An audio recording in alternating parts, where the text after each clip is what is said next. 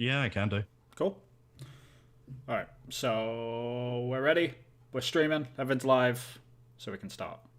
Hi, everyone, and welcome to the Solo Developer Roundtable. Once again, just to sort of give some pretext, because we definitely were recording for about 7 minutes, but we weren't recording because this guy's an idiot. But yeah, it's okay. Everything's working now. We hope. Like we're looking at the stream. Everything's fine. Everything's green. We're going forward. But anyway, welcome, Chris, the indie developer. Thank you for joining us.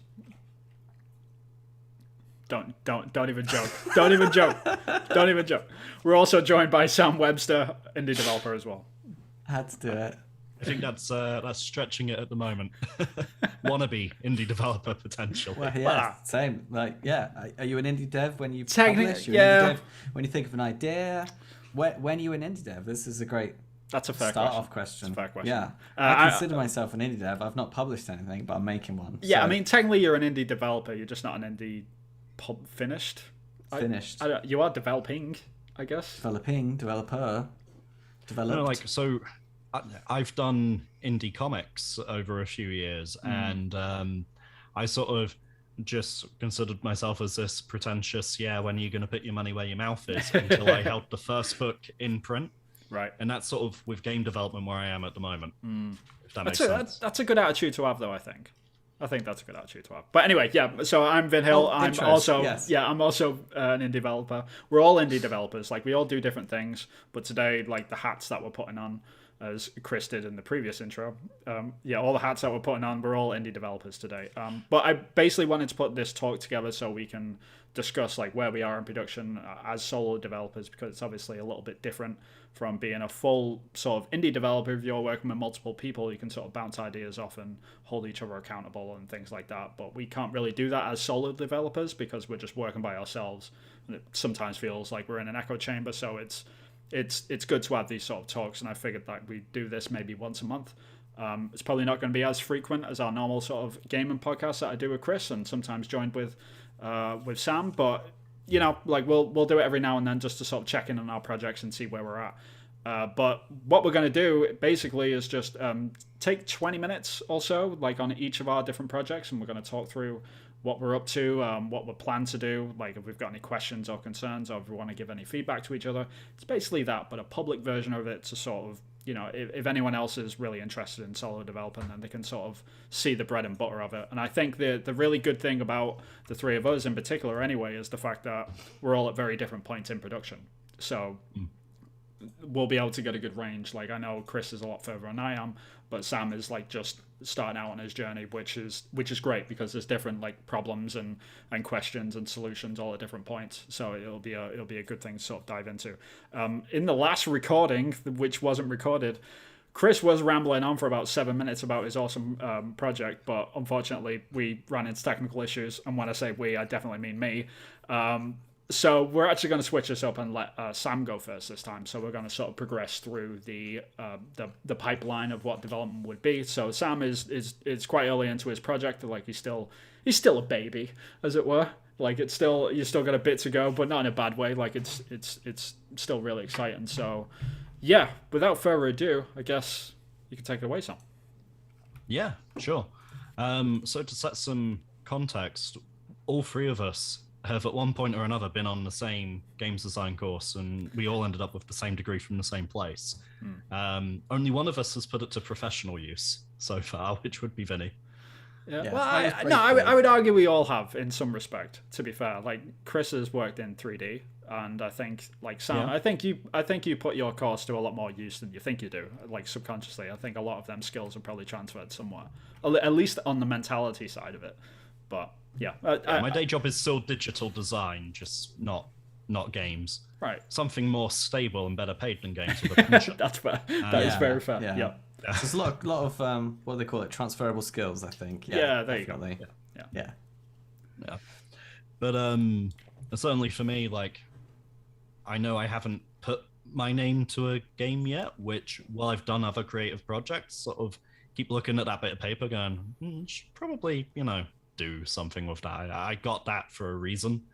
And for a long time, I was thinking about maybe doing another RPG, because I've mucked about with RPG Maker since like getting the illegal Don Miguel translation. Good times. Good times.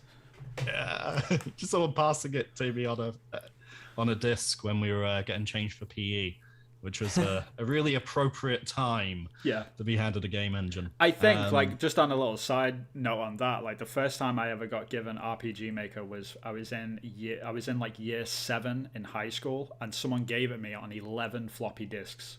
That's how long ago it was. And it was like RMX. It was probably 95, might have been 98. I'm not sure, but it was on 11 floppy disks. I remember being at home, like getting all excited about the idea that I could make my own games.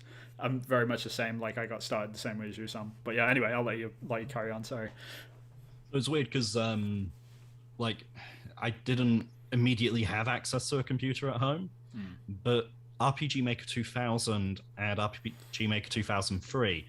It was sort of like, remember how you could pirate The Sims by just copy-pasting the entire C/Windows, C/program files folder, and you could put it in any directory and the exe would run. RPG Maker was the same, so for ages, I just had it on the school computers, just running out of a random folder. Gold. And that was great for a starting point, because it was a very, what you see is what you get kind of engine. And you didn't need to know how to code, which was great for... Like, I'm fairly confident in my pixel art. I have no confidence in my ability to code whatsoever. But I was like starting from zero as well with this game. Yeah. Right. So you're sort of like half a developer in a sense, because you're like, well, I can make it look pretty, but I can't actually get anything to move. Yeah. But I didn't want to use RPG Maker for like a commercial project or putting something on. Because you can get plugins and you can get it to work with Steam. That's fine. But if you at any point wanted to go to consoles or anything like that, well, then you're pretty much rebuilding it in Unity or something similar anyway. And I want to fill in that gap of not being able to code. So about a year ago, there's some screen share stuff that I can do. Yeah. Yeah, that should be about right. So about a year ago, I picked up a Udemy course. The Zoom controls have just gone right over my play button. That's great. There we are. There you go. You got it. And it was a Udemy course for a top-down shooter. And this is about as far as I got, really. It's like, the fire hurts me. And then the heal works. And like the camera locks when there are enemies. And for some reason, bullets can collide in midair. That's kind of cool, though. Well, like, that's actually a good... Yeah, when a bug's a feature, right? Yeah. What, like a happy accident? Yeah. Yeah. Yeah. Not a bug, it's a feature. But no, so what I realized is that I was verging away from what was in the Udemy course, and I was doing stuff on, like, from Brackies on YouTube and that kind of thing, because the Udemy course had this problem where I could follow it along, and I could make exactly what the guy in the Udemy course was making. I didn't understand what I was making, and I couldn't really deviate from what the guy was making, if that makes sense. So I wasn't learning anything from it, which frustrated me no end. And it was sort of one of those courses where, like, oh, yeah, we're going to use a quaternion identity here for the aiming. And you don't need to know why that works. You just need to know that that's a line of code and it works. And I'm the kind of guy who's like, no, bullshit, I need to know. Yeah. Mm-hmm.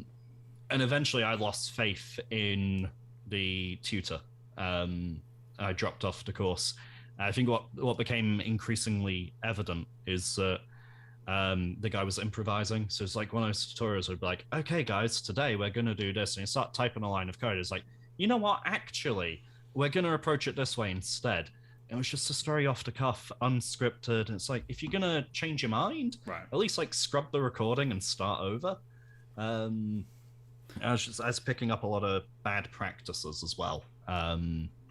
It sort of destroyed my motivation at the time. Yeah, no, it's definitely a problem with tutorials online in general, and I think your frustration is shared by all of us. You know, like everyone. I think every single like indie dev goes through this, where they're like, okay, I need to figure out how to move my character, and then you watch a tutorial, and then you sort of follow it line by line, and you can never sort of figure out like, okay, what are the individual things actually doing? But like eventually you can get something to work, and you can get the game running, and everything's fine.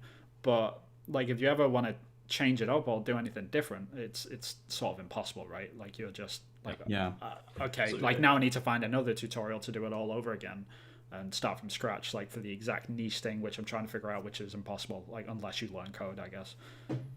Yeah, so and then you're like, okay, so if I want to make this enemy or this boss, I don't have the skills to do that. And I sort of hit this barrier where RPG Maker, I could drop something in and it would just do more or less what I wanted it to do, but I was very limited with what my options were, right? Whereas Unity, so much possibility, but like I drop a sprite sheet of a character into RPG Maker, it's like, okay, this is the format, that's up, that's down, that's left, that's right, fine. They'll just move around, it's okay. You drop a sprite sheet into Unity, it's like, thanks for that. What do I do with it? Yeah. You've literally... You've got to tell it what to do. Yeah. Yeah, and it's like, if... the age my kids are now, I can be like, okay, go to the bathroom, brush your teeth, get undressed, get in bed, go to sleep, right? Yeah. And that's RPG Maker. And Unity has been more like when they were infants, and I mean babies. And I'm just like, they don't even understand English. Yep. Yeah, they've shat themselves. This is I'm gonna have to do everything for them. And well, I was even hitting frustrations like, oh, I've made this one enemy who looks suspiciously Metal Gear Solid 2. What if I want to make a variation on that or whatever? And even if I bring the sprite sheet and stuff in the same format, I was still like having to make the animator and stuff again from scratch. Like, that can't be right. You like look around, I was like, oh, you either have to build a system to interpret those from scratch, or you have to buy something expensive from the asset store. It's just, I got overwhelmed. So fast forward to now, having probably already used half my time on the past. No, you're fine. And it's still something I haven't done. It's still something I want to do. I went through a couple of ideas, like, do I want to make like a rail shooter, like a Time Crisis House of the Dead kind of deal? And I'm like, well, you've only really got the mouse. You know, unless someone's bought a Sindom light gun, of which there are only about 9,000 out there, that's going to really limit your audience. But I'm interested really niche, to see... Yeah. House of the Dead on Switch. I'm interested to see how that works. That will be... Yeah. Because like if they're using the same stuff for Mario Galaxy's pointer control, I'm going to be resetting that to center every 5 seconds and hate it.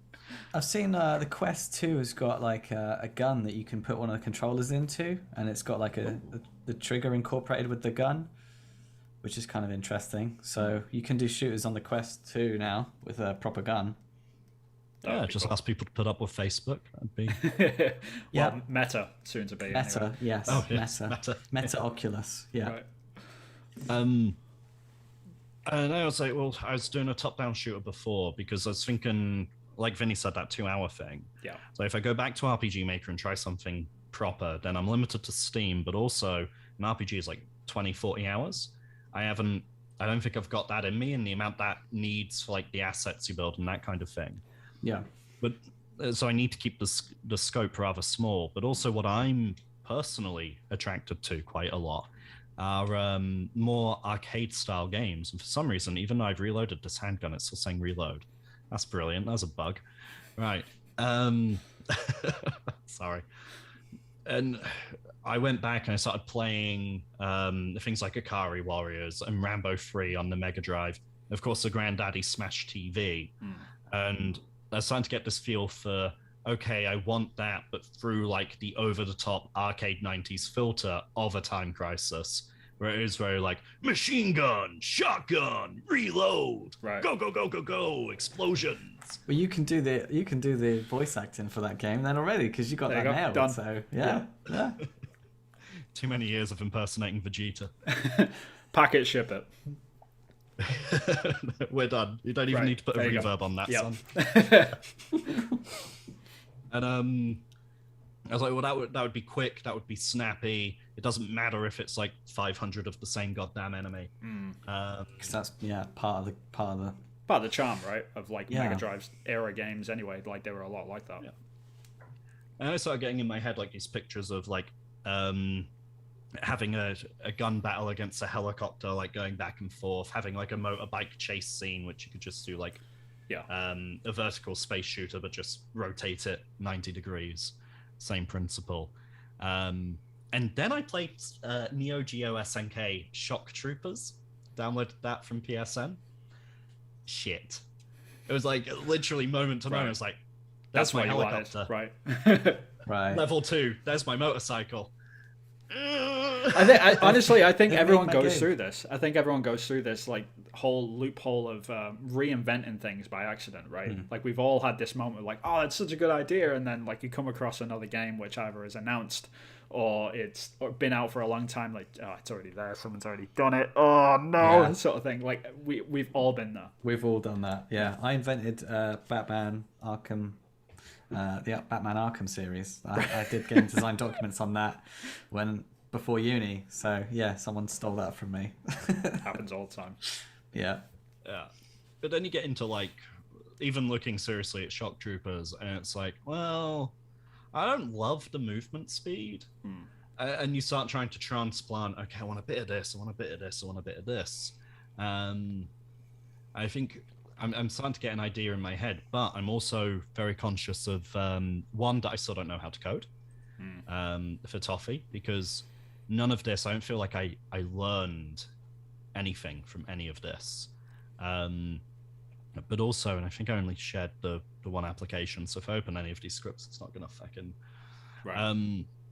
So I'm now taking a separate stack skills course, which is a Unity certified course, just on C# to start with. Right. I'm currently knee deep in for loops, because one of this camera lock system, it unlocks when it's like for each enemy, and then if the health is 0 and we return okay, null enemies alive, unlock the camera. I was sat there like, that's great, but what's defining enemy? Like, I don't understand where it's getting for each enemy. How are you identifying the enemy? I don't understand that. I'm doing this course that's just like, we're not going to do a game. We're just going to focus on the C# fundamentals first. I still don't understand how the hell it's defining enemy. Yeah. So yeah, I mean, that's more or less, I'm just at this very early stage of, I know what I want to do. I know I had to go a year ago and abandoned it. And code is my big barrier that I'm trying to overcome. Yeah, it's interesting because like we're all at different levels in coding as well, but we're all like in the opposite places where we technically should be, I guess. Because Chris, like out of all of us, I think Chris is like, he knows the least of code, but he's the furthest ahead than out of everyone. So it's just that sort of flips on its head. So if anyone's watching this and like, oh, I don't really know how to code, I don't really know how to get into games, it's like, yeah, you can like learn, you can totally make a game without knowing a line of code. You can stumble around in the dark, and it can be janky, and it can it can be buggy.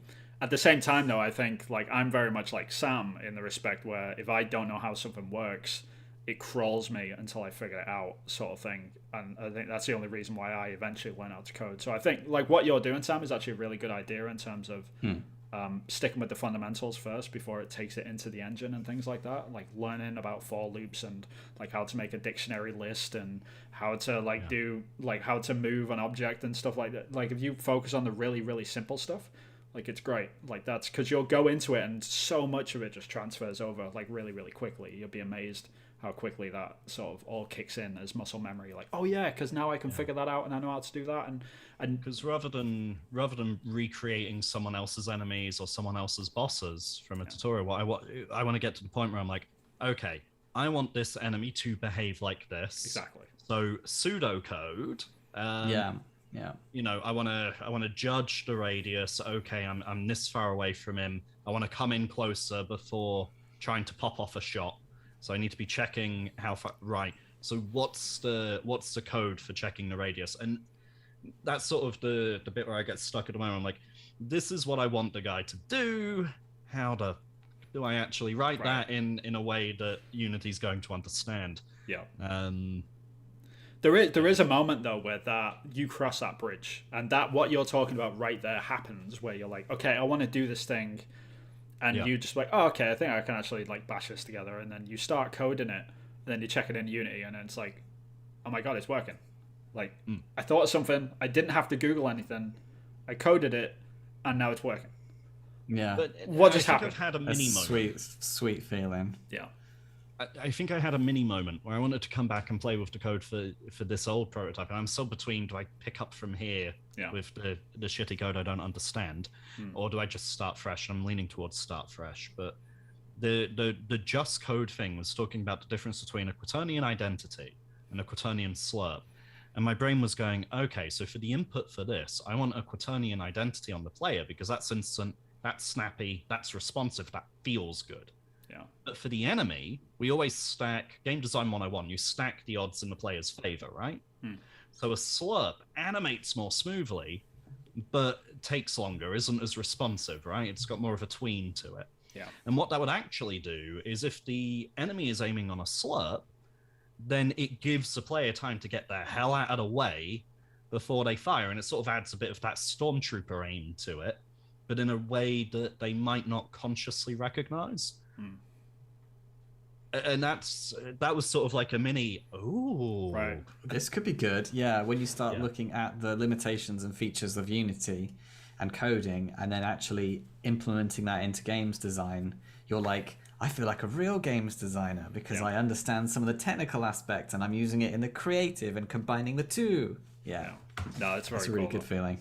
Yeah, no, it's like, it's once you cross that bridge though, and you're able to do stuff without having to look stuff up. I mean, I still look stuff up all the time. It's not like you'll never get rid of that. It's just once you start being able to look stuff up and be able to understand exactly everything that like they're saying in Stack Overflow or something, like even if you can't fully understand like the code, it's just like once you do start understanding all the systems and like how it flows and things like that, you're like, oh my god, this is amazing. Like I finally figured it out. And it's just such a great feeling. You just want to punch the air every time it happens. But yeah, I mean, sort of wrap your side of it up, I guess, Sam. Like, what's your sort of plan, like, for the next step? Like, what are you planning to? You just focus on finishing your code for now, or are you still thinking about exactly what sort of game you want to make? Yeah, you nailed on the RPG idea, or? Oh, the RPG can get in the sea. That's not, it's going to be beyond, as much as I started it and there are like little prototypey bits, I think that's going to be too involved for me right now, especially not knowing how to code and then needing to think. Because a top-down shooter, right, mechanically, I need the player, I need to be able to aim, I've got a dodge roll working, I need to be able to shoot. Maybe a weapon switch on LBRB. That's about it. An RPG, okay, so I need health, I need some kind of MP, and I might want a limit break or rage system. So that's for all players. I need a party system. I need to limit that party to 4. I need to be able to swap people in and out. I need an inventory. I need in-battle menus. I need, and it piles up. I look at that list and I go, I'm not there. Yeah. I'm not. Everything that list, I don't have any of that in my game. Yeah. Like, no. Exactly. I guess that's testament to that, though, anyway. right? I mean, that's the testament of it. The fact that you figured, like, you don't need to learn as much code yet because, like, your game has sort of, you've accidentally stepped into this project, which is just, like, actually the best thing to make as a non-coder. So it's sort of worked out for you. Keep it simple, like 2D and no systems. So the least amount of systems as possible. I've tried to go down that route. But, on the flip side, I don't know that code. So, I'm limiting my knowledge in that respect. And simpler games, they have an audience, but RPGs, that's a massive, huge amount of it's a huge undertaking, but huge amount of fans that love RPGs that know the sort of games you've listed off and are going to know when they see some cool amalgams of like all the good bits of the good sort of RPGs of the 90s sort of feel. Oh, that's yeah. In terms of the next steps, though, I think it's, continue with that course, as confusing as for loops currently are. But the same guy has a sister course that I also bought where you go through like 3 or 4 basic games. It's like a space shooter and then a platformer, pretty standard fare. And I'm doing that to help me see how it's applicable because at the moment it's like, making an enemy follow a path. Well, that I want to see that as an example. And like a space shooter, I'm like, okay, so although I'm limited in my planes of movement, and I'm always firing up, I am still instantiating a bullet. Right. And I need to know how to instantiate a bullet over here for my top-down shooter. I still need to handle bullet collisions, so there's going to be a lot of... So I think I'm going to follow the rest of that space shooter tutorial through, and then go from there. Sounds good, man. Yeah, I mean, I think you're tackling it in the right way in terms of like getting the foundation of code, because I think a lot of people like Chris, like Chris, like he just dodges the like I'm just gonna bowl through and just swimming through and just figuring stuff out and getting it done. Like, don't get me wrong, like it's still like as long as you get to the end, right, it doesn't really matter how you get there. But I think I'm more like you, Sam, in that I have to have something like solid and concrete in my head, understanding wise. Otherwise, it would just drive me insane. But Chris is much more of a hippie. Yeah, I kind of am like a code hippie. Yeah. I can't understand people who are like, any code that runs is good code. I'm like, but it's not going to be optimal. Yeah, that's true. It's not optimal at all. I've got loads of code that just sat there that's for some like a tutorial that I ripped off YouTube that's for something else. It's just sat there doing nothing. So yeah, it's not. I mean, that side of it is definitely a balancing act when it comes to code. Anyway, I remember listening to a talk by Jonathan Blow, which is the guy that did Braid and The Witness, and he was basically explaining like your code should be as hacky as humanly possible. Like when you're first making a prototype, like as long as it works, that's all that matters. Because once you start optimizing, and I've fallen into this as well, Sam, like you get to the point where it's like, okay, this code works, so I'm going to spend a day cleaning it. And it's this mythical, like, the perfect clean code that you're going to eventually find. And then you finally go, okay, finally, it's clean. I spent a whole day on it. Good. Hit play. And then you start seeing all the runtime errors. And you're like, oh, no, what have I done? And then you have to start crawling back through all the code. Like, wait a minute, how did that break? And so you basically introduce bugs by cleaning, almost. But it's that scary moment of going, I'm going to just take this out of fixed update. I'm gonna just set a little function down here or method. I might be using the wrong word. I still get those two mixed up. I have no idea which one's right. I have no idea what you're talking about. And then just under my input, I'm just gonna call that function or method, whichever is the right term, and it'll run because it's the exact same code, and all I'm doing is referencing it from a different place. Oh, it died on its ass. Yeah. I don't know why. Yes, definitely fallen down that trap. Like, why is this not working? All I've done is copy and paste it, change the name, everything should be fine. And it's like, oh, you haven't dragged it over here or something Unity-ish. You did not rename code-ish. this script at the time you made the script. So now the file name does not match what's at the very top of the mono behavior script. So it doesn't realize it's a reference to itself. Yeah. Yes. That's fair. Yeah, I've fallen down that one, definitely. All right. Oh, that's cool. Specific. Should we move on? Yeah, by all means. Vin, your turn. Cool. Oh yeah, I guess it is my turn, isn't it? Yeah. Okay. I will try and set this up properly because I'm sharing the screen while I'm showing it. So unlike you and me, Sam, Vin is a published indie dev as well. He worked in a little team, and you've released a game. Oh yes, there was the mobile game you sent me where you were sort of going down the levels. Yeah, that one, Last Line of Retreat. I've gotten to the... Basically, I'm going to unshare my screen because I've lost people's heads and faces, so... Oh, wait, where are we? Sorry, I will get this right. I'll get there, I promise. Technical difficulties, please stand by. It certainly feels that way, doesn't it? Nope, it's gone. I've destroyed everything. I've broken everything. All right, anyway, yeah, I'll do a share screen, but it won't have our heads on the side. I apologise. But anyway, how are they going to know what's going on with this video if they can't see our faces? Everything is falling apart, isn't it? No, I'm kidding. So basically with my game anyway, which I can do a quick share screen for you guys so you can actually see what I'm doing at least.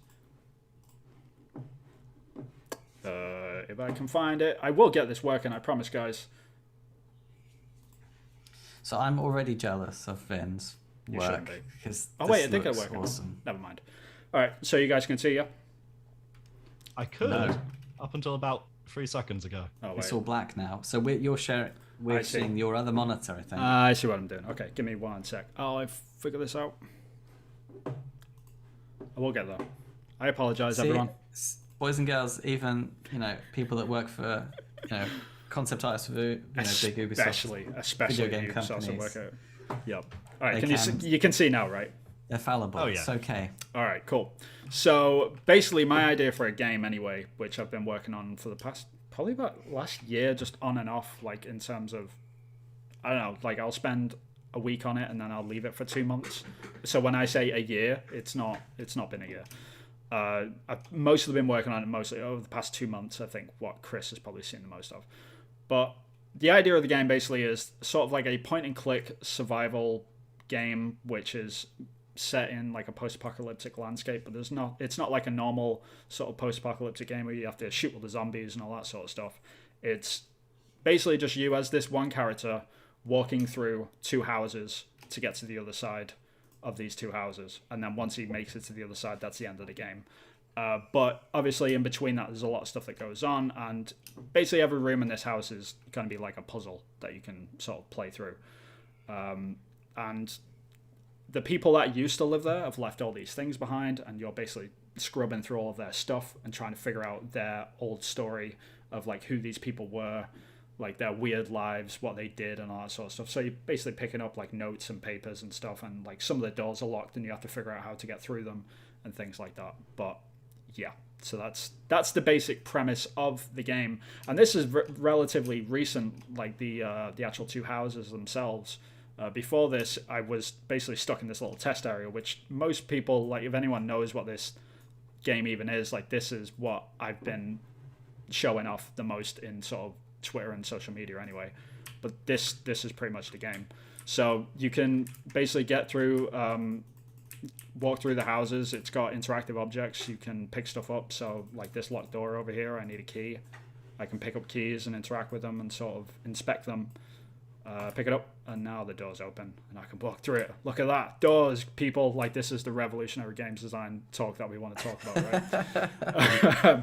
But you'd be amazed. Like, through doing this, like, very simple sort of little test area, I basically come to realize how much people take certain things for granted. And Sam, you'll know this before soon, I'm sure, like when you get to the point as well when it comes to coding.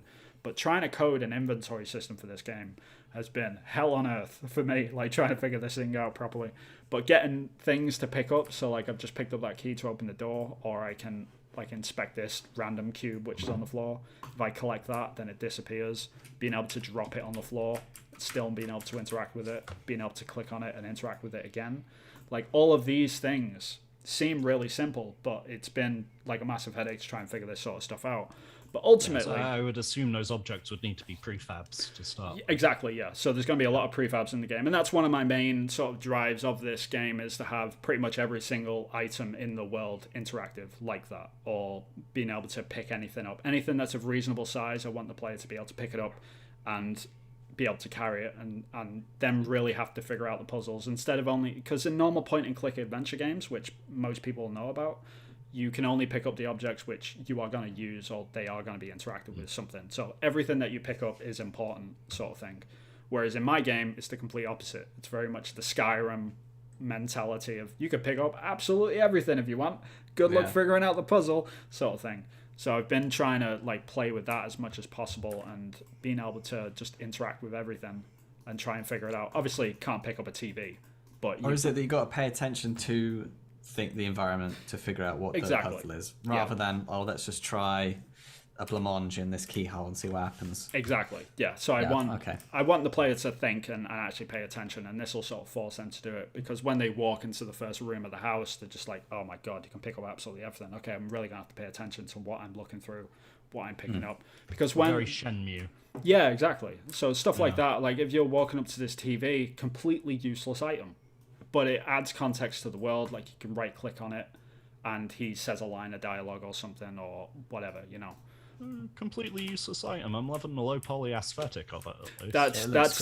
That's going to be the main driver of everything as well. Like the actual, like the way that the game looks is going to be a thing. So like drawers and stuff like this, I've figured out a way to clamp it as well, so you can't like spin it around, look at the back of it. Out of control, yeah. Yeah, which is really clever. Pretty cool. But being able to open drawers, I'm actually able to put items inside the drawers now, which took a while to sort of figure out. But the main thing which I had problems with when I was first making this was being able to spawn things within this sort of inspector, and they're also not in this world. So they're actually spawning inside of an inspector, which I can actually show you if I just pause it. But the inspectors are below the map. So what happens, like when you actually click on an object, it spawns the object inside of the inspector down here, which the set of drawers probably isn't in there at the moment. But yeah, anyway. But so it's actually spawned in 2 instances. But the problem is like on this set of drawers here, I've got this newspaper on top. And if I collect it on here, I have to basically tell the system in the game view, in the normal world, to the player, they would never know this, but in the game view, it also has to remove the newspaper from that bit as well. And it was getting that figured out to actually work properly was a pain, because now if I collect this, it disappears from this. If I go back, newspaper's no longer there.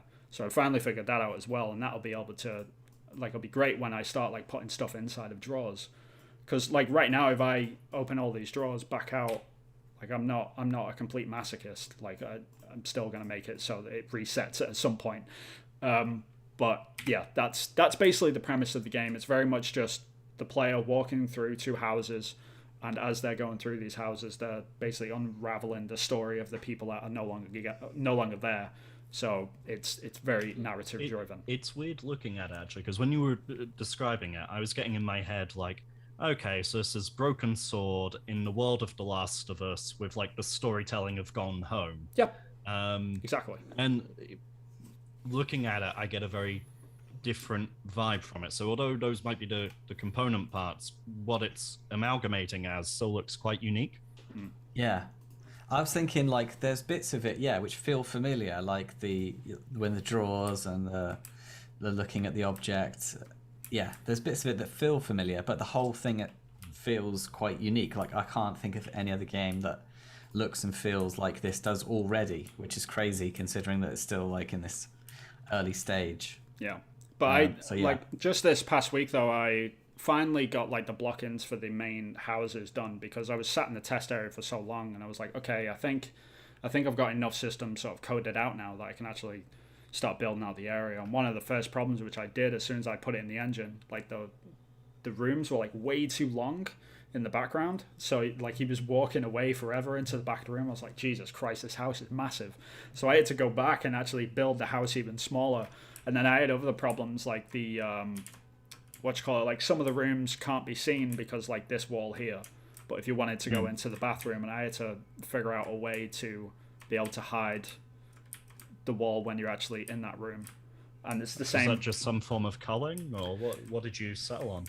Basically I settled on, you see in the top left hand corner where it's sort of registering what room you're in, like every time he goes into a different room it changes. So I figured out a way to actually set up like all these dots are basically box colliders, so basically the system knows which room the player is in, but it serves as a multifunctional thing. So for the walls, like if the player is inside of the room which has got the dot, then it turns off this wall, and it's really that simple. And I'll be able to make it so it transitions, so it like blends in and out later on, so it looks a bit cleaner and stuff. Like for now the code works, that's all that really matters for me. But that's basically the system. But it also works in a way that all my items that are sort of constantly doing updates in the background as well, like if they're not in the same room as the player, I basically turn it off, so it's no longer like sending update calls to the system like every single frame and slowing down the game.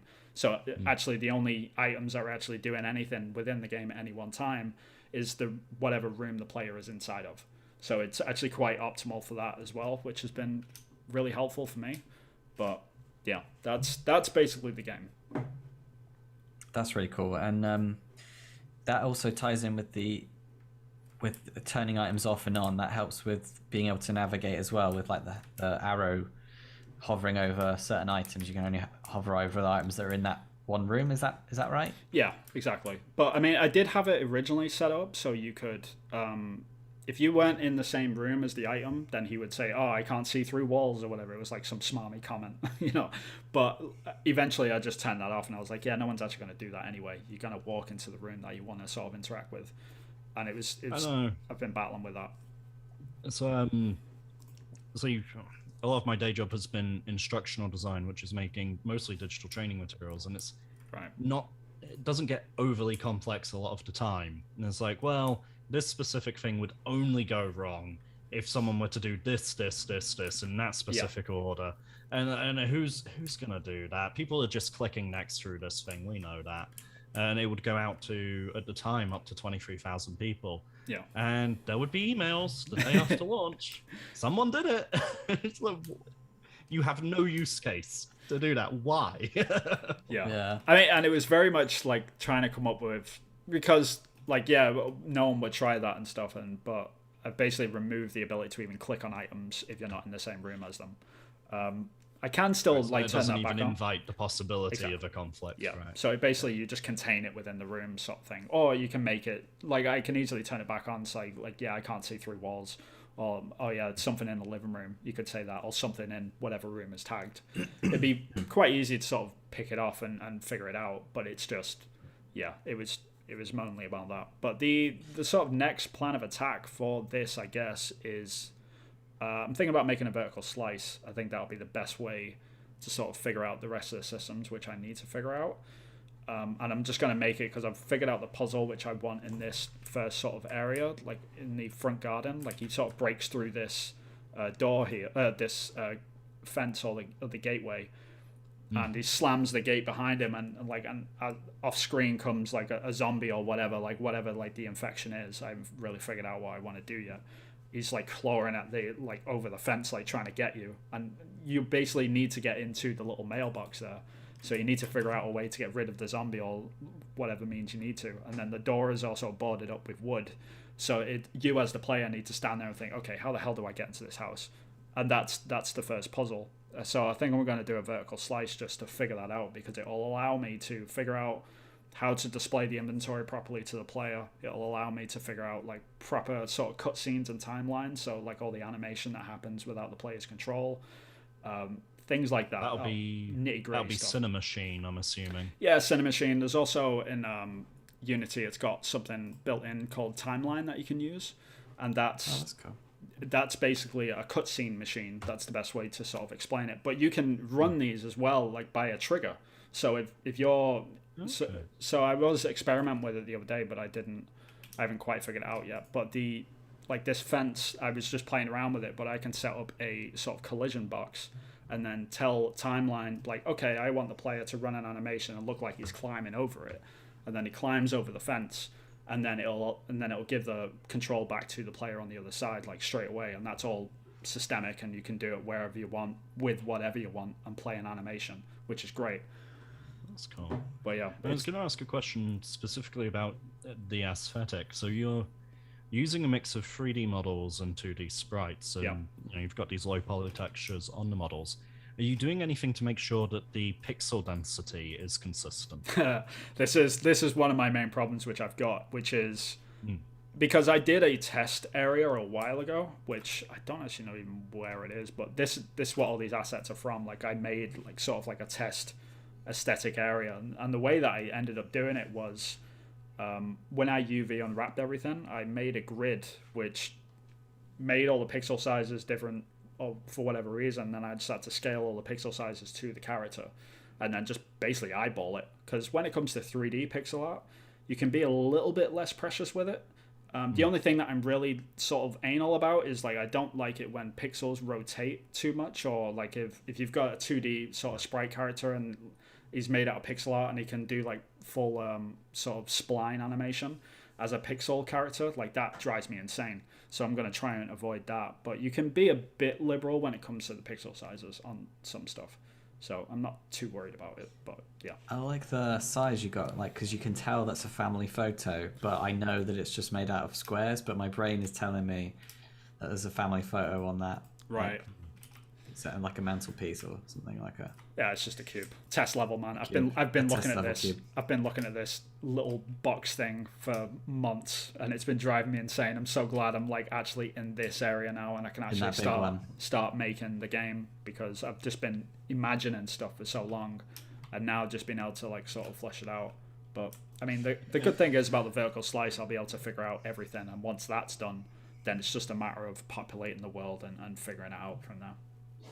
And how far are you going to push the aesthetic? Because I'm seeing a lot of indie games now that are looking for like a PS1 era vibe, and they actually, you know, it's still pixel fonts, and they've somehow managed to emulate like that low 240p resolution even for the 3D assets. Yeah, so like the texture warps and stuff, like on 3D assets on the PlayStation 1, like sometimes the geometry would warp on the edges of the camera because it was just poorly coded for whatever reason, like whatever like rendering engine they used on the PlayStation 1, it was just god awful. And like people have tried to figure out how to get that look as well, I guess. But yeah. No, I don't think I'm going to take it that far. I think it's going to be as it is now. Like I have got some what you call it? I can see if I can figure it out. I've got some post effects sort of running over the top. Where... I saw you got global illumination in there, haven't you? So that's pretty cool.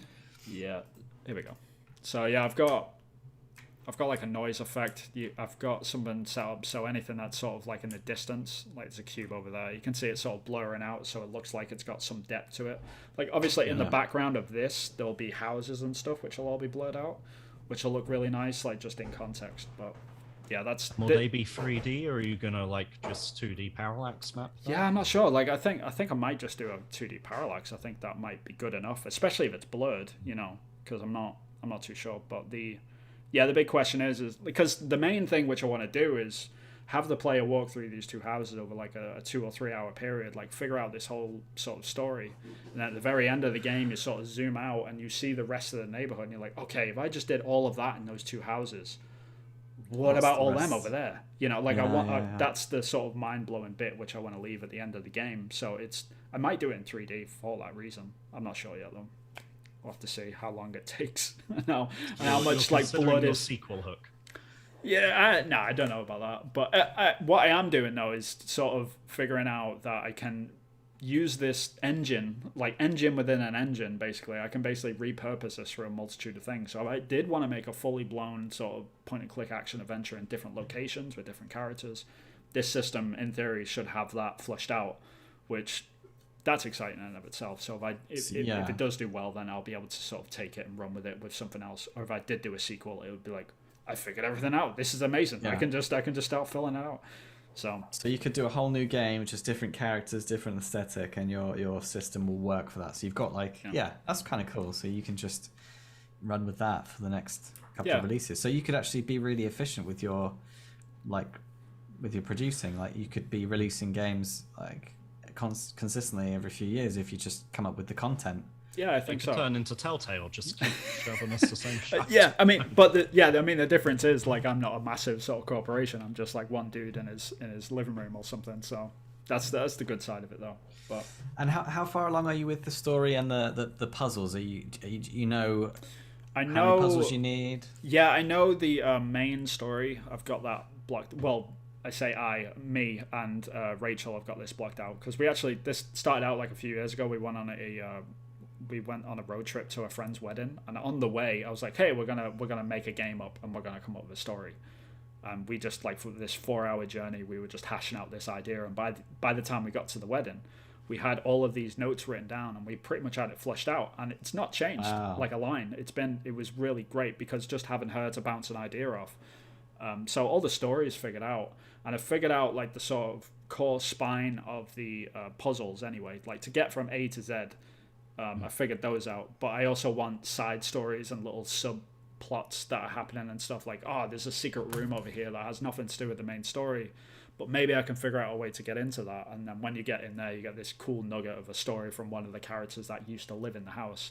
So it's just about, like, I want to sprinkle those seeds in. So if someone's really enjoying the game, they can go and dig their teeth into it. But if not, then they can just go. They can just play through. Yeah.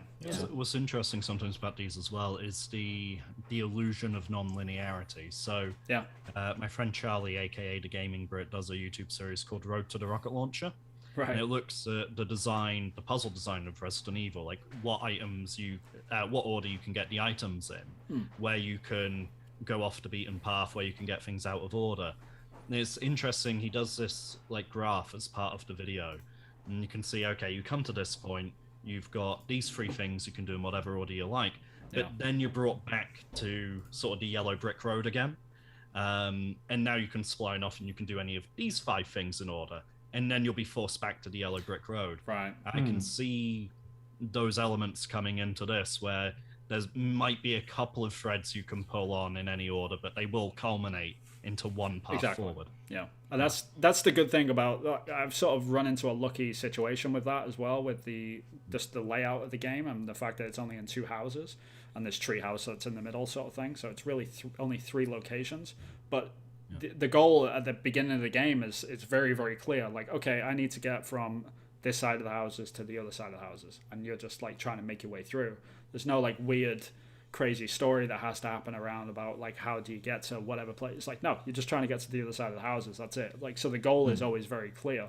So if you do want to go off and explore the different bits of the houses, then it's always very like, okay, I know how to get back on the beaten path. It's all to help you get through. I might have a weird crazy story. Go for it. I like weird crazy. I like weird crazy stories, please. So I was following that 90s vibe and that 90s aesthetic, and I already had in my head like this intro of just like crashing a speedboat into a pier, that exploding and just immediately being guns blazing, but like the intro just being like that typical pan over an island, and they've kidnapped the president's daughter and strapped her to a nuke. Be a good way to get your attention. Have her tied to the nuke, like. Yes, that sounds brilliant. That sounds exactly. No, but that stuff works. So I mean, like, because last night, well, I mean, me and Chris are probably going to talk about this on Sunday, but I was playing Forza Horizon 5, and that game just punches you straight in the face. Like, as soon as you start that game, like, for spoiler alert, for the beginning of the... You drive a car. Right. You're basically dropped in an aeroplane, and like a car flies out the back on a parachute, and then it lands on the floor, and you're just driving. You're just going straight away, and it's just like all these crazy things are happening. But that's the good thing about it. I think we've gotten to this point, and I think the great thing about your idea as well, Sam, is the fact that like you're not taking your eye off the fact that games should be fun. You know, and like I think we've fallen into this trap of just games being very, very serious over the past sort of decade. Anyway, I mean, I'm one to talk, aren't I? Because I'm going to be talking about like a super serious like sort of story in my game. But there is a place for them sort of games. Is my point. I think people are starting to wake up to that, especially with games like Forza Horizon and things. With like Forza Horizon 5, like reviewing really well and seemed to be a really good game, and fun. Everyone seems to be on it. It's just a fun. Like arcadey, it's not a simulation game. It's like arcadey and fun. That's literally why I have my sort of mini consoles as well set up on my main TV as well, because I have to like step out of that sometime and be like, I just want to play something fun. Like I want to play like Metal Slug or something. I don't want things to make sense. I just want to throw grenades and things exploding, and I just want to have fun. That's it. That's all I want. Like Metal Slug, Time Crisis 3, Burnout 3. Yeah. Just unapologetic gratification. Fun. Right. Good times. Yeah. But yeah, anyway, Chris, it's time for you again, so I apologize. Yeah, it is your turn. That's again. Okay. Yeah. It's definitely my fault. We've never seen this before. We've never seen this before. Nope. It's going to be a mystery to us. Yep. So yes, I've been making my game, my indie game, which I'm calling Focus Find. And what am I doing? Screen share. I've been making it since August last year, so it's over a year ago that I started making it. I'm kind of, the idea behind it was, well, I was watching Play Watch Listen, and there was Mike Bithell was saying about how he decided to make Thomas Was Alone, and he just said, what's the most pretentious thing I can think of to turn into a video game? And I thought, wow, that's a cool thing. I want to make the most pretentious game I can think of. So you play as this little white ball floating around, and the walls are balls or circles, and you have to get balls on the wall, and you have to get to the end. But the idea behind the narrative is it's sort of mirroring the Kubler-Ross model of grief. So there's 5 or 6. I never remember. We went through this the first time round. I still can't remember if it's 5 or 6. I think it was levels. 5. I think it was 5. I mean, I don't know. I've never seen this. You've never seen this, so I can show you. Funny you should say, Vin, because I can actually be handy if you had a Word document or something. Right. Yeah, it would be, wouldn't it? Luckily, guys, I do have a Word document here. And so this is the Focus Find script, and it goes through the different levels. So we've got here level 1, which is denial, and the subcategories in denial are avoidance, confusion, elation, shock, and fear. And if you go all the way down, spoilers, to the end, yeah, it is 5, so it's acceptance. We won't look at any more of that in case there's sort of spoilers. So that's what kind of is the structure of the narrative. And so, for example, in level 1, which is shock, which is kind of like a tutorial level, the text is what's going on, what is this, and it's basically showing you that you need to get to a portal. I can show you the game because I've done about 50 levels. 50? No, I haven't done 50. I'm like polishing 50. I've done 52. Yeah, sorry. I've done about 52, and I'm going to be doing about 80 to 90 levels. Right. So as it is right now, if someone played 1 level a week, it would take them a year. If they played it, it probably, well, it only takes a few hours. I'm aiming for it to be like a few hours game. Right. But yeah, the levels don't take that long. So so for example, the first level we can show you, where's S? Shock. Here we go. Just before the first T, level. Ross. Huh? It's just before T, normally. I'm joking. Yes. So this is the first level. Right. This is just showing you that you can move around and getting you used to the idea, and then you eventually find this portal. And so the idea is just to get to the portal, and then you've got the text that comes up. So I'm somewhere new. What's going on? Here is what it looks like in the scene view, and we've got some text fields which will pop up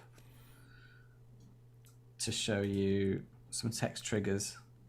Right. So it'll sort of like as you're going through, the text triggers and delivers your narrative beats sort of thing as you go through. Yes, that's exactly right. Yeah, and the idea is that you're kind of following along with the narrative and trying to get through the puzzle, and then there's different mechanics that you'll get along depending on the further you get to. So I've got the mechanics in green.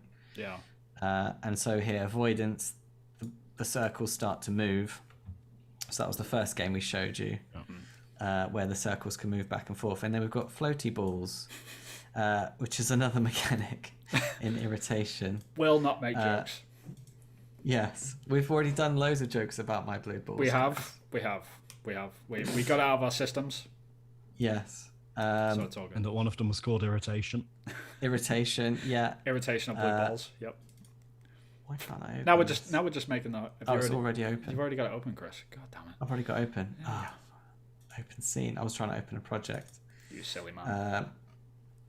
So yeah, we can look at irritation and see how many blue balls I've got here. And so this is to introduce a new mechanic. So what are these things? They're getting in the way. So here, these blue balls want to stay in place, but I want to try and get around the blue balls. And so it's introducing a new mechanic. You know the soft play center where they have like the 2 red cylinders and you have to yes through the middle. Yeah. It's kind of like that. I kind of think of them as like digital lily pads where they're held on with a spring like joint. A spring joint, and then they bounce back. And they're held on just in their own center point, and so they're trying to always get back to their own zero, basically. Right. You started by saying my inspiration was what's the most pretentious game you can make, and then you went, I think of them as digital lily pads. That's so pretentious, though, right? It's right. Yeah, just going through the Kubler-Ross model of grief with the 5 stages of grief. It's like the most pretentious thing I could think of. So yeah, I've done like 50 or so levels. I've got like 90 or so to go. I'm getting to the point where I'm getting all the levels to the point where I can give them to someone to play test so that I can figure out whether or not I've made is a big pile of crap or whether or not I've actually got something. Right. My friend came around the other day and she was actually playing the first sort of 13 levels or so, which only shows you like 1 or 2 mechanics, doesn't even show you all the different mechanics that I've got in the game. So there's keys and things, which I can show you as well. And she was actually enjoying the game. She was like, wow, this is actually pretty fun. And I was just like blown away that she just thought the first few levels were pretty fun. I mean, whether or not she was just being my friend and being kind, right, being supportive, who knows? But I believed her when she said that it was fun. It sounded legit. It sounded legit. Yeah, I know her pretty well. So this place can't exist. I can't be here. So this is the confusion level, and this is the first one where it identifies one of the major mechanics in the game, which is like using a key. Spoilers, but yeah, you got to figure out how to use a key in this level. Right. So you get to I'm liking this graphical effect as well. Where as you're going over the leaf, you're seeing like not an X-ray. That's the wrong word for it, but it's kind of like discovering another layer of stuff. That's kind of that's one of those things where it's like an accident, but it kind of looks kind of cool. Where I've just got two textures, and I've just been swapping them out when I was looking at other textures to use as the levels. So the idea that each level, so like anger, denial, bargaining, all those sort of different levels will look different. So they'll have a different look on the background, and the sound, I'll make some more ambient noises and sounds, and they'll sort of be in keeping with the the theme of the level. And I was just swapping them out, and then the fact that one's underneath the other, and you kind of reveal it as you're moving along, just kind of looks cool. The actual I've got a question about the actual aesthetic. Is it like, are you meant to be like is it meant to be like a microscopic sort of cell thing? Is that what you're going for, or is it something different? I took inspiration by those videos on YouTube where they look at like the little mini beasts, where they're like in drops of water, like all the different crazy microscopic world that things eating other things and cells. And so I took a lot of inspiration there. The visual look, actually, I've got an example here on Twitter of what the actual visual look is going to be like. I don't know if you guys, can you hear that? No, we can't. No, okay, fine. Sorry. This is a bit more of a better understanding of what it's going to look like, that with the cell sort of shading on the walls. Right. So I haven't actually got a texture on the walls, so they're not just going to be just flat orange circles. Yeah, they're not just going to be orange circles. Yeah, they've got like a visual look to them that looks okay. So that's just kind of where I'm getting to. I can show you here. Here's the key mechanic. My friend got stuck on this, so I had to kind of change it. I had to light the key. So now the key's got a little light on it, because before it was in shadow. This is literally why playtesting is really important. Like, it's something that a lot of people, like especially indie developers, will miss out on, because they'll think, no, the game will be great when it comes out. Everyone will understand it. It's like, I've been in UX design situations where you've got a stakeholder saying, well, this is going to be obvious. We don't really need to check for that. And you'll have a user in one room, and they've got, like a camera on their face, a camera on their keyboard and mouse, and then obviously we're getting their screen fed to us as well. And then we're in the next room, which is soundproofed for a goddamn reason. And we've got the mechanic where the black ones hit you, and then it resets the game. Right, so I'm guessing like the smaller sort of cells around your main body are your health, basically, right? Sort of, yes. If they touch the black enemies, then they will float off, and it's the same sort of animation that I've got, the little particle effect, as when the main ball in the center dies. That's more to sort of add a bit of sense of danger and stuff, danger and impending doom if you do get clipped, because my hope is that people will want to stay intact. It doesn't affect anything in terms of the actual ability to finish the game, so you can totally lean on that though as well. Like you could have you finish this level, and then like you get like later on, if you want to do like a speed run version of the game, like you finish the game, now go back and finish the level with all your balls. All your balls. I was thinking about it with achievements.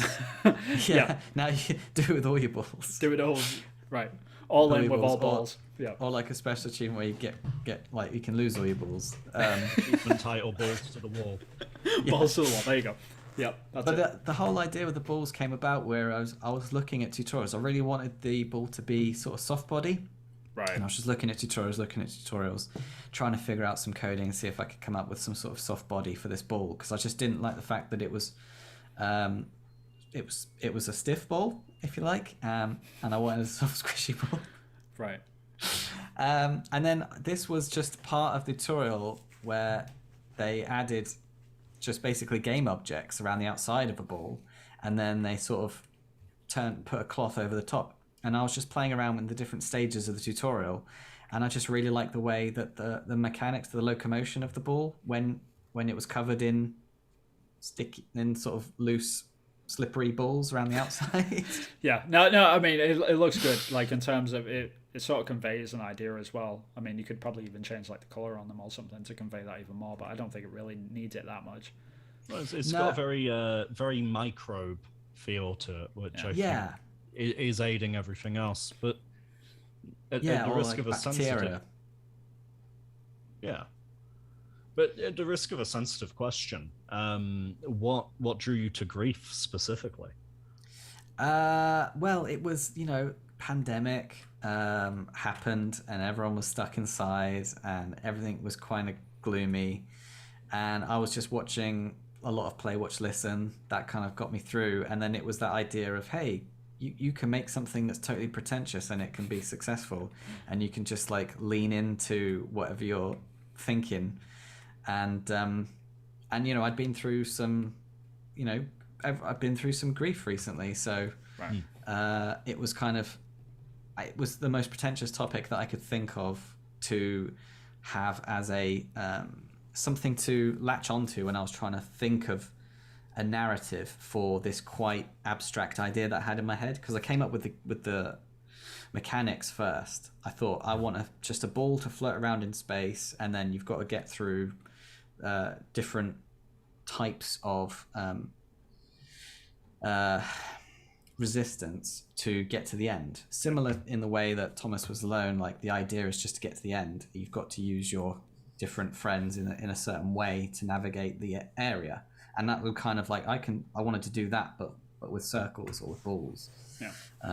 And so it was a way for me to just like latch on to some narrative. And then once I'd had that idea and I'd looked at the different stages, and they're all quite different, really, if you read them.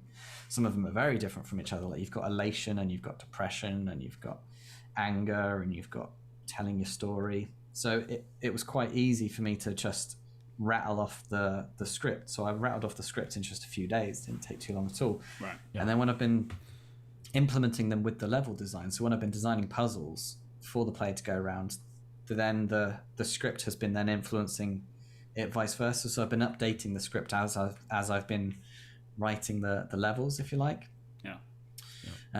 So yeah, it's in an interesting place now. I've got some other cool elements, like I've got this parallax effect going on with the larger sort of things. That was one of the key things that I just had in my imagination, that the parallax effect would make it look like it was under a microscope, because the light would be shining through and it would look as though it's from different places. Tell you what, like, could I even emphasize that even more? Like, I know, because basically a microscope is the same sort of effect that you get from something called a tilt shift that you get in Photoshop. I'm not sure if you know what it means, but it's basically you have blur in the background, and then it's super sharp in the midground, and it's blurred in the background again. So maybe, like, what I would try anyway, like, I'm not saying it would be better or anything, but like you could even try like blurring your background images, because that might like really make everything pop. So it might be worth just throwing them images in Photoshop and just blurring them out and then throwing them back in just to see what it looks like, because it might really emphasize that microscopic look. Because right now it looks like you've got really sharp characters sat on top of really sharp images. Does that make sense? And it doesn't feel like there's any depth past the character almost. It feels like they're on a flat surface at that point. It doesn't feel like they're in floating water above something else. So if you blur out the background, it might feel like they're actually floating through like a liquid almost. Might be worth a try. Interesting. Might be worth a try. Yeah. I did have the idea of it having like you could have like big caverns in the level, and you could be looking down in between the caverns and having a bit more depth. These do have normal maps on, but they're not properly tuned in yet, obviously, because they're not the same image. I've got two images, one on top of each other, but that is a cool idea. I like that. Yeah, you've got this effect where you can only see so much of the maze at a time, and even that could potentially play into the visual of a scope. Yeah. Yeah, this took the longest thing to code as well. It was cobbled together from other YouTube tutorials. Like I was looking at brackeys and stuff. I fell into my own trap of my own puzzle. That's what you get. That's what you get. Pay attention, Chris. Come on. I know. I'm not paying attention. Yeah, I was looking at like brackeys tutorials, and I was trying to. I could get this effect, but it was sharp, and that's just a native tool in Unity. So you can get an alpha channel and just whack it on a texture and only show this, and then it's quite a sharp circle. I had to look through like masking in Photoshop. Right. Mask, yeah, it's the same thing basically. Yeah, I had to look through this crazy tutorial where it's actually meant for 3D objects, and it's meant for the camera angle looking onto 3D objects in certain ways. And then I had to kind of kit bash that and make it do what I wanted, and so it's very inefficient, that code, just to get the ability to have that sort of a soft roll off. But it's totally editable, so I can, depending on what I end up basically putting this on platform wise, I can edit the alpha so that it can be as sharp or as rolled off or as fading in or as fading out or as big or as small as I want it to be. And I can just change that with just some sliders, which is pretty cool. Don't ask me to do it because it's been ages and I cannot remember how to do it at all. I guarantee you will have to play with it at some point. I promise. Yes, you. I will. Every single system that you put in the game, like, oh, I'll never have to touch that again. Like I open some scripts sometimes, man. I'm like, I have no memory of this. Like, you know, none. Like, what is this? What does it do? And this is where this is my advice to Sam more than anyone is, like, now you learn how to code comments. Always code comment. Oh, yeah. Absolutely everything. Anything that you do, even if you think, oh, I'll never forget how to use that, code comment every time without fail. Like, just do it, because you will thank me later. The stuff I'm learning at the moment is literally written down in a physical notebook as I go. So I've got that to refer back to as well. But on the theme of grief, did you do much sort of research, reading, etc. into it to add some layers, or?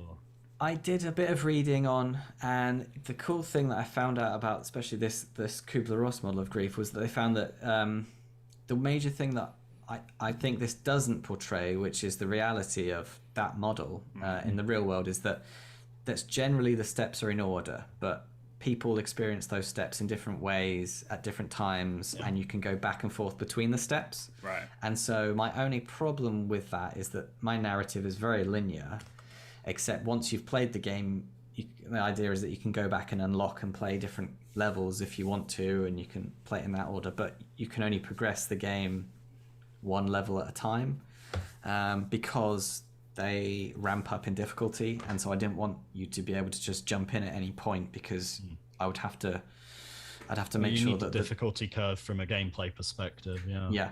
So it was too important to leave out.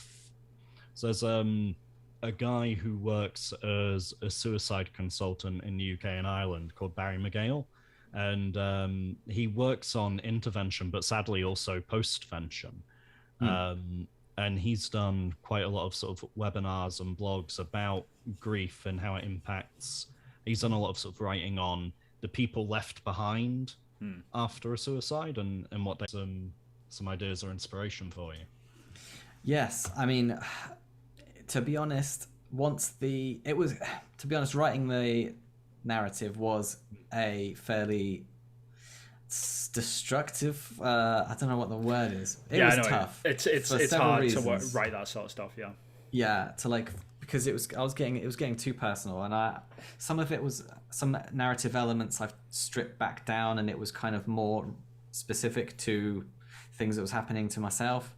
And so I've stripped that back down and made it more vague, just because otherwise I couldn't work on the game. It was just getting to that point where it's just dragging up stuff that I'd already processed myself in my real life story of my life, and then revisiting it that unnaturally for the purposes of creating a video game was kind of a weird thing. So I haven't really visited it that purely for selfish reasons. In that, no, if it's emotionally turbulent, then you need to consider your own health and your own well-being. And so that's absolutely, So that's a really good top tip, is that if you're going to do a video game narrative, try to make it not about stuff that you don't want to have to come back to for like years.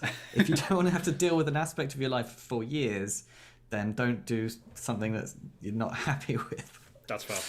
So yeah, I learnt that. But now I'm too far gone. Like, I can't not do it. I've got to see it through, which is kind of good in another way, because it's like I literally lethargic. I don't have a choice. Right. I can't give up on it now. Like, I've come too far. I'm too far out the other end of that part of my life, and so I need to see it through. Well, it's a good. I don't know why. It's just compulsion. It's actually a really good point, because I think like a lot of people that are creative anyway, like all three of us know this, like personally as well, like, and anyone listening to this that does anything creative, like, you always put elements of yourself into things that you make anyway, whether it be in like punch in the face, like obviously this is about me, or if it's like even subtle things, but it's like by normalizing that's basically how we process things sometimes. Like I've been like for the past sort of 4 years I've been working on a book which is like a kid's like young adult like sort of action adventure novel, which I've been working on for a while, and a lot of stuff which I deal with like it sort of gets put into that in one shape or form or another, but even if it's vague or whatever, like that's basically how I sort of process my stuff, like emotionally. And I think we all do that, and to some extent, like either like really bluntly or otherwise, but I think it's just a part of how we internalize things and sort of figure them out. The conscious versus subconscious thing is interesting. So I've been through various rounds of therapies and various other things due to autism, social anxieties, depressions, when I was much younger, suicidal tendencies. It's been that. But one of the more recent therapists I had, I sort of like presented, I'm like a year and somehow only 20 pages into like a comic specifically about autism, then the associated impacts of that. And I was like, well, this will probably be the most interesting read for you. And she looked at my other comics that are completely fictional, and she was actually looking at that and being like, oh, you know, issue 2 of this? Yeah, I think that's about your dad. I'm like, sorry, what? Yeah. And then once it was explained to me, I was like, oh, that might be. Yeah. So, that's cool. It's interesting, isn't it? I mean, I remember, because I'm a huge Tolkien fan as well. Like, I've read Lord of the Rings like a million times, and The Hobbit and all that sort of stuff. And when you actually like dig down into Tolkien's life, you find out that like a lot of the Lord of the Rings is about his experience in World War One and how he lost all his friends. And like one of the main themes of Lord of the Rings is death, you know. And you see all this sort of stuff, and we see it everywhere, like in every sort of creative outlet. Like people are putting themselves into books and like media and games and stuff like that, but a lot of the time it's very subconscious as well. You don't even realize like you're going, like you're explaining something, like something that you don't even realize is lethargic or like healthy for you, like you're trying to get it out in some way, even if it's subconscious. Like this stuff is like, it's bound to affect you. You know when someone gets cancelled, right? And you get the counter argument of, oh, just separate the art from the artist. Yeah. The problem with that argument is the artist can't separate themselves from the art. Right. So there is, you know, a degree of that art is the artist. Yeah. Yeah. They're like part of the same thing. Like it's part. It sounds really pretentious. Again, it's kind of a theme for the game. No, I mean it's not part of you in the game. Yeah, it's not, I don't think it is. It comes up on screen. I'm not dealing with this now. Yes, this is the avoidance stage. No, I don't think it's pretentious at all. I mean, like you might have gone into it thinking, oh, this is a pretentious idea. This will sell great and stuff. But I think like as you're going along, you're like, oh crap, I've actually put quite a bit of this. Like this actually means a lot. Right. Yeah. It's actually really personal. The important thing is like even if the outcome is the same, if you're proud of it by the end of the day, then you're gonna you might help someone else by them playing it, that's the important thing, right? And that wasn't even if that's not the goal, even if that wasn't the original thought of you going into it. Yeah. If someone like you might get that email one day like, hey, I played your game, that actually really helped me out because I realized like what stage I was at or whatever, and X, Y, and Z happened. So then I went and got help, and like I'm actually a lot clearer for it now. It was about a year ago, but I wanted to tell you about it. And you'll just be there like, Jesus, okay, let me process that for a minute. That might happen one day. So that's why it's important. I know, yeah. I've had that thought, and that is kind of like is that a pretentious thought to think that I might help someone out with this game as well? But what made me really chuffed was that when my friend came around and played it, I was like, well, I've kind of already done what I wanted to do. Like, I thought if I can just make one person smile by what I've created, then that would just be like worth it. Especially if, like, for me, my first game, all it needs to do is like make one person think, hey, that's kind of cool.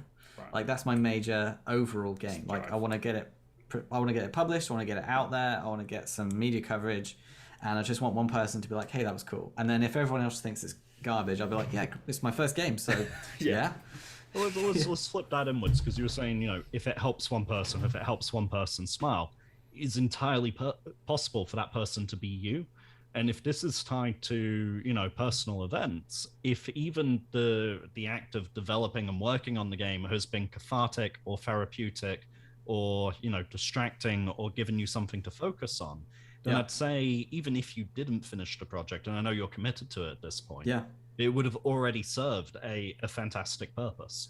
It's done that and the opposite. It's been crazy. So like when I first started it, I kind of was unhealthy and I just switched myself off from everything else in my life, and I just like plowed every second into it. So as soon as I finished work, this was like during lockdown, so I was in like a little flat, couldn't even go outside really because I didn't have a garden or anything. I would just like plow all my free time into this that I could, to an unhealthy state, and I got like burnout and affected me, on the it's a weird irony, isn't it? In like a good way. Yeah. It's a very weird I was irony. writing it and it was bringing all this stuff up which wasn't good. Maybe I haven't seen a psychologist about it or anything, but maybe they would say, well, maybe you needed to go through that to get it out and open and like let the wound heal and breathe a bit, and bring it all to the surface so you can move on. But it's been all those good things as well. Like, it's been my escape, it's been my my constant, it's been something that I have power over, I have influence on, it's something that I can control. It's a creative outlet which I didn't have for a while. So it's been both good and bad because it's been for like over a year, so it's been through all the ups and downs that I've had personally as well. So interesting. There's this dangerous, by the sound of that, almost dangerous double-edged sword where on the one hand, yes, you do need to address and process things, absolutely. But on the other hand, focusing too much on it or sitting and festering in it and dwelling on things can almost have the opposite effect, and finding that balance. Yes. I've had to know when to sort of shelf it, and I've shelved it for like months at a time. I think this is why I was going to mention like this. The reason why I brought up Tolkien was because it wasn't just Tolkien. Like after World War One and after World War Two, there was this massive flood of novels from veterans. But the funny thing about it was like the novels weren't about World War One. They weren't about World War Two. They weren't about their battles. A load of like medieval fantasy novels suddenly came out all at once after World War One.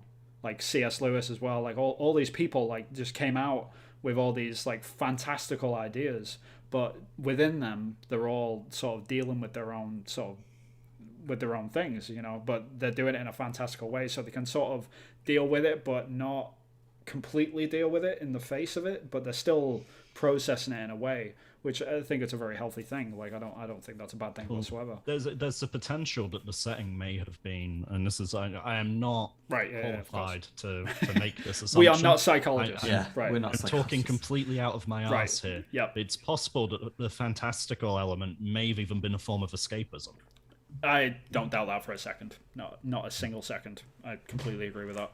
Because I mean, I've certainly been through my bouts of grief. Like as you know, like you guys know personally as well. Like I'm not one to shy away from it. But at the end of the day, the reason why I do stuff creatively is to just drive me through and be able to like deal with it in a certain way where I can focus on something rather than like just being miserable about whatever like happened in the past. So I think everyone like on some level, like if they're making an indie game or a novel, or if you're doing whatever you're creating, like comic book, whatever it may be, I think everyone does it subconsciously or consciously. Like even if you go into it with that purpose in the beginning, it's not always like, it's not so cut and dry that it might be 100% or it might be nothing.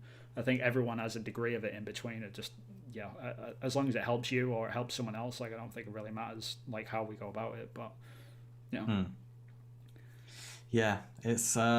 it's one of those weird things that these creative people have, isn't it? Well, potentially even non-creative people, because you see people who like throw themselves into their work or their career, or people who maybe down in the pub every night. Sometimes it's because they don't want to go home, or there's something at home that they don't want to face into, or it can be any number of things. So I think part of it may just be human nature rather than specific to creatives. I think we have a very specific way of processing or dealing with it that's a little more it's standard escapism, more obvious. Standard escapism, I guess. I mean, this is why I would argue that the reason why the games industry has had such a bump in the past couple of years specifically is because of the pandemic. Everyone sat around depressed. Everyone wants to play some video games. So everyone plays video games to get out of it. And then everyone says that, video games are the problem. It's like, no, they are the coping mechanism.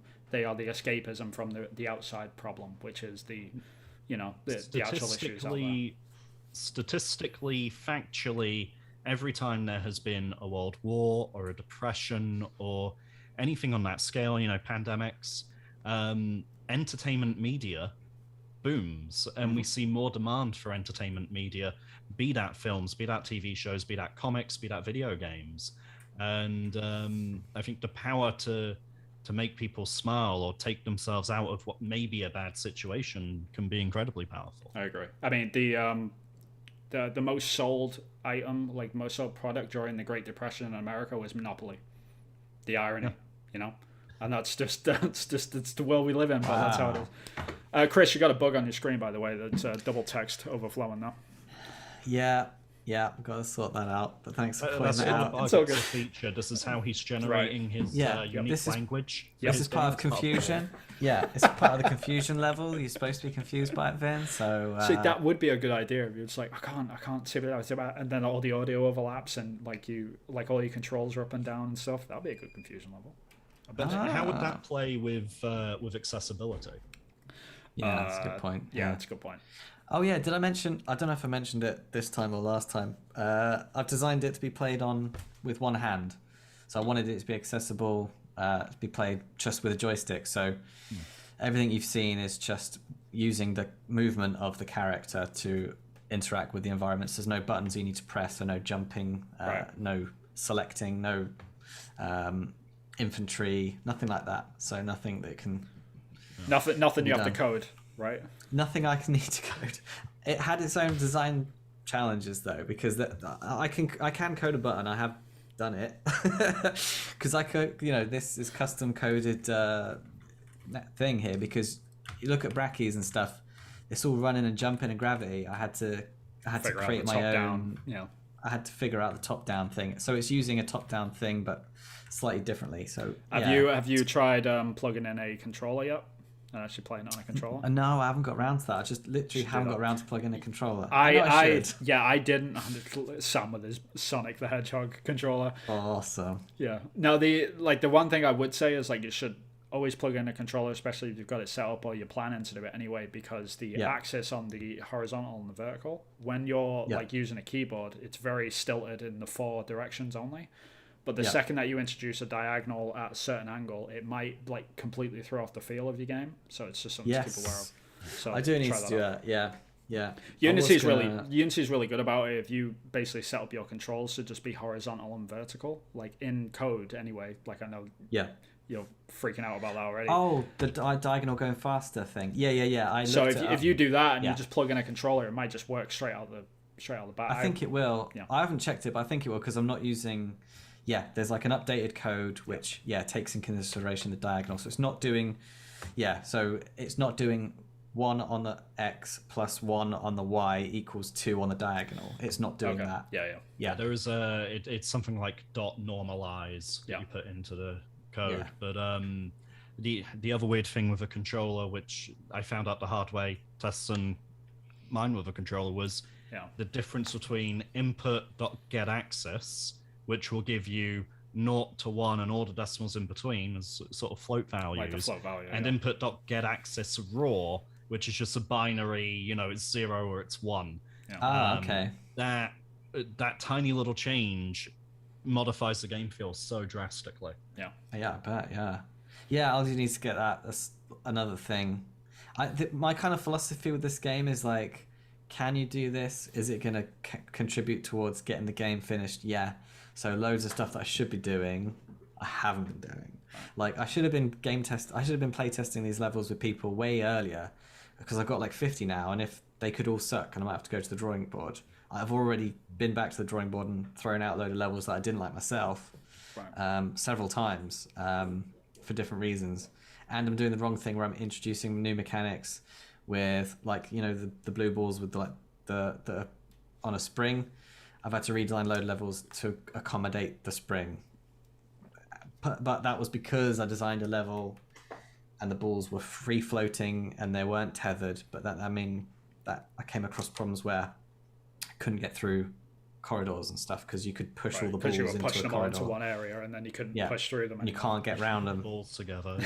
Yeah, when your balls get crushed into a corner, All right, we should wrap this thing up. Like talking about blue balls getting crushed together. Like I think that should cover it. I've been very impressed by your maturity during that entire segment. You've grown since we lived together. That's for sure. I've got humorous blue balls right now. That's all I can say. But yeah, no, I want to say a massive thank you to both of you for agreeing to do this. I think it's really cool. I think this is really interesting, especially for people looking on. It was good to just get ideas. Explain it as well. Put it in layman's terms. Trying to literally communicate it to other people is it's been tricky. So that's been a thing I need to learn as well, because I'm going to need to learn how to do it when I'm trying to sell it. So it's good practice. Yeah, that's good. That's a good point. What I'm sort of hoping is that we all have some degree of success, whether that even is just finishing a project. That's still a degree of success, and anyone watching is like, well, if those three idiots can do it. Yeah. Right. There you go. Exactly. I'd love to inspire other people. That'd be amazing. Yeah. I mean, but like people watching this, like if you're interested in indie dev and you found this helpful, then please like and subscribe. We're gonna try and do this probably once a month. Like if one of us drops out or one of us drops in or someone else comes in, we can make 4 people or something. Like we'll figure it out. We'll keep each other accountable, sort of thing. But like the important thing is we're not like doing this to make sure like, oh, we have to have X amount done by next month sort of thing. It's just to sort of keep the ball rolling, as even if it has rolls totally helped. Slowly. It's already helped because I just knew this was in the diary. I'm like, right, I want to get on and get cracking with this. There's a couple of things I wanted to get done. Okay, but I think it'll sort of help us along. But yeah, if you've got any suggestions or feedback for our projects, especially, then please let us know. We may or may not take them. Depends how terrible your suggestions are. So make them good, I guess. But I don't know. What makes a good designer is listening to feedback and then knowing which bits of feedback to actually take on and which bits to ignore. Yeah. This is true. But we can't say that any of us are good, so we might listen to all of it or ignore all of it. Hey, at the end of the day, we're having fun making games. That's all that matters. Like everyone else can go to hell. Basically, that's my sort of philosophy. But if they do enjoy it, then we're more than happy. But yeah, then please like and subscribe if you want to keep up to date with all 3 of us and our sort of indie projects. But I think these guys, especially, I know I need to get on this bandwagon, but these guys have YouTube channels giving updates about their projects. So Chris, where can people find you? I've got a YouTube channel where I do some updates. That's Acrylic Pixel, and I've also got a Twitter account which I post on usually on the Screenshot Saturdays, where I post my updates every few Saturdays, and that's at Acrylic Pixel. Cool. How about you, Sam? Where can people find you and your shenanigans? Twitter is simply at sjwebsterart. No, I'm not a social justice warrior. Those are just my very unfortunate initials. It comes up too often. I can imagine. My YouTube channel is horrible for SEO. It's just called Webster. If you search Webster Sonic 2, guaranteed you'll get my Sonic 2 review as like the first result. So just follow through from there. Very cool. After watching the review, because watch time would really help. Indeed. Yeah, you can find me on Twitter. I am at Hillthought Games. My indie dev stuff is going to be on there. I'm also on ArtStation as well, which none of this is really applicable to that. So like you can find me on there. Just as plug well in your career. You just plug in your career now, Vin. That's low key. I'm not even going to mention it. There you go. How's that? But please, like the only thing I will plug actually is the Polygon Forest podcast, which is also on this channel. If you're into just video games, podcasts in general, then please give us a like and a share on there as well. We really appreciate it. You can find us on all of your favorite podcast services as well, because Sam joins us sometimes on that as well. So yeah, until next time, hopefully we'll have a bit more of our indie games to show, and that will be a bit further along, and we'll have new problems to solve. But until next time, bye bye.